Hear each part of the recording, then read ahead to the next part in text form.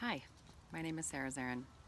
I help people untangle how it is that they got to be who they are today, identify what their personal patterns are so they can ascend into the highest and best versions of themselves. And a topic that surrounds a lot of the work that I do with clients and a lot of the work that I've done personally myself is around happiness.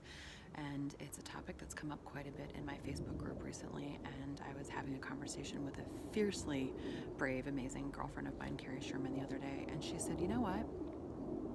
I don't want to be okay. I want to be happy. F being okay, right? I've been okay my whole life." And I thought this was such an interesting concept. I really had to think about it because I feel like so many of us we're just okay. And I think the reason for that is because we're not willing to admit that we're not as happy as we want to be. And we don't admit it to ourselves, right? We don't admit it to other people. Because if we admit to ourselves that we're not as happy as we want to be, then that means that we have to do something to change in order to get to that happiness. And we don't like change. Change is hard. Change is annoying. And internal change always has external repercussions.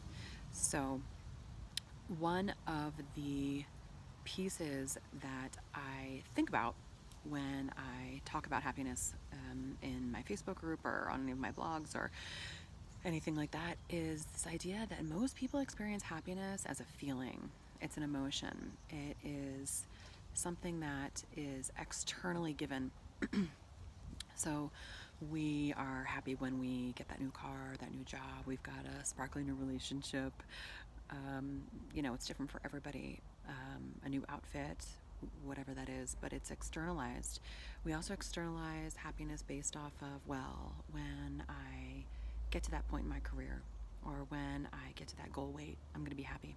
We put off being happy as a reward for work put in or a station in life achieved, and this is a really, really big problem because we are putting our happiness in the hands of something we actually can't control. I mean, we can control how much we eat, we can control how much we exercise, so therefore I guess you can argue that you can control if you get to that goal weight. But are you going to get that promotion? I don't know. Are you going to move to that dream house? Are you going to do XYZ? I don't know, right? And so the idea that you're waiting to be happy until you get that thing is really dangerous, and it's self-imposed. I would like to introduce it as self-imposed. I can't tell you how many people I have heard say when they hit 35 or 40 or whatever age it happens to be, gosh, I really thought I would be someplace else. I did not think my life would look like this. I didn't think it would look the way that it does. And underlying that sentiment is, really thought I'd be a little bit further down the line than I am, or thought I'd have more figured out, or right? And there's disappointment in that. And again, that's self-imposed. So when we can learn to have our happiness come from the inside, because it really is an inside job, and it is full of learning how to stop judging yourself, learning how to stop judging other people, learning how to truly be happy in the moment with what you have, learning about present moment awareness, learning about how to radically accept yourself as you are, radically love yourself. There's so many pieces to creating this internal happiness, but I'll tell you, it's worth it, because once you do it, it's inside of you, and no one and nothing can take that away. Do you see what I'm saying? So when we externalize our happiness to other people, to other relationships, to other goals, we're robbing ourselves of being happy in the here and the now. And how wonderful would it be if we, of course, still have these goals, but we're happy on the way to achieving those goals. And when we achieve those goals, it's amazing and it's lovely, but it's not actually changing too much of the status quo because we were happy the whole time that we were there.